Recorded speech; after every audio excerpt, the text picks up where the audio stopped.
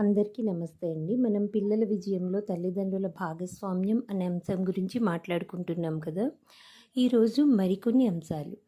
పిల్లల్ని పెంచటం అంటే రేపటి ప్రపంచాన్ని నిర్మించే కీలక బాధ్యతను నిర్వర్తించటం. మీ పిల్లలు మీ పిల్లలు కారు అంటారు కదా ఖలీల్ గిబ్రాన్. పిల్లలు కేవలం మన సొంతం కారు, సమాజానికి చెందినవారు. అందుకే పిల్లల పెంపకాన్ని యథాలాపంగా కాకుండా అప్రమత్తతతో చేయాలి. దాన్ని దృష్టిలో పెట్టుకునే రకరకాల విద్యా విధానాలు వచ్చాయి. అమెరికన్ విద్యావేత్త జాన్ సి హోల్ట్ ఫార్మల్ విద్యా విధానాన్ని ఇష్టపడరు.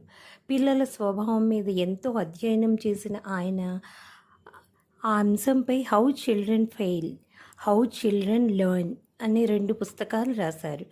పిల్లల్ని ఇంట్లోనే చదివించే హోమ్ స్కూలింగ్ పద్ధతిని ఇష్టపడే వారికి ఈ పుస్తకాలు గైడ్లా పనిచేస్తాయంటారు.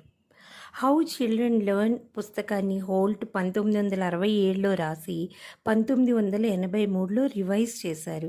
2017లో 50 ఏళ్ల ప్రత్యేక ఎడిషన్ను ప్రచురించారంటే ఈ పుస్తకానికి ఎంత ఆదరణ ఉందో అర్థం చేసుకోవచ్చు.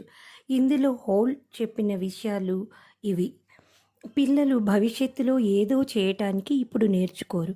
తోటివారు ఏం చేస్తుంటే అది చేయాలని మాత్రమే చూస్తారు. అలా చేస్తూ నేర్చుకుంటారు. గమనించండి, మనం నేర్చుకుని చేయమంటాం, కానీ వాళ్ళ దృష్టిలో నేర్చుకోవడం అంటూ ఏమీ ఉండదు. చేయటమే. కూర్చుని వల్లెవేయటం కన్నా ఏదో ఒకటి చేస్తూ ఉండే యాక్టివిటీని ఇష్టపడేది అందుకే. వాళ్ళు దేనికి భయపడరు. ఎంత పెద్ద పని అయినా చేస్తామంటూ ముందుకొస్తారు. తప్పటడుగుల్ని, వచ్చిరాని ముద్దు మాటల్ని మనం అనుకునేవి వాళ్ళ దృష్టిలో పెద్దవాళ్ళలాగా నడవటం, మాట్లాడటం. 2-3 ఏళ్ల పిల్లలు అర్థం లేని పెద్ద పెద్ద వాక్యాలు మాట్లాడటం వినే ఉంటారు. వాళ్ళకి భాష పూర్తిగా తెలియదు. అలాగని ఒక్కో పదం నేర్చుకోవటం వాళ్ళ డిక్షనరీలో ఉండదు. అందుకే ముందు అలా తోచినట్లు లొడలొడ మాట్లాడి తర్వాత చిన్న చిన్నగా కరెక్ట్ మాటలు మాట్లాడడం నేర్చుకుంటారు. దానికి కారణం వాళ్ళు దేన్నైనా ముందు మొత్తంగా చూసి తర్వాత ముక్కలుగా నేర్చుకుంటారు.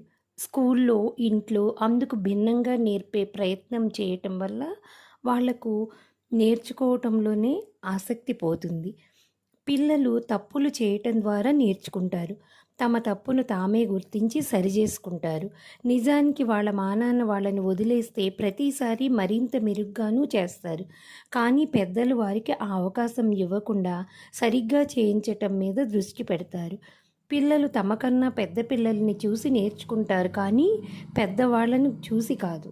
చాలామంది పెద్దవాళ్ళు తాము పర్ఫెక్ట్గా ఉంటే పిల్లలు తమలాగే ఉంటారని భావిస్తారు.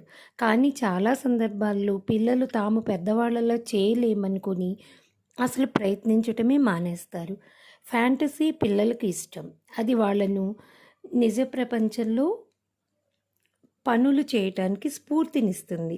బొమ్మకారుతో దూసుకుపోతున్నట్లు ఊహించుకున్నా, వంట చేసినట్లు నటించినా అందులోనే వాళ్ళు ప్రాక్టికల్ విషయాలెన్నో నేర్చుకోగలుగుతారు.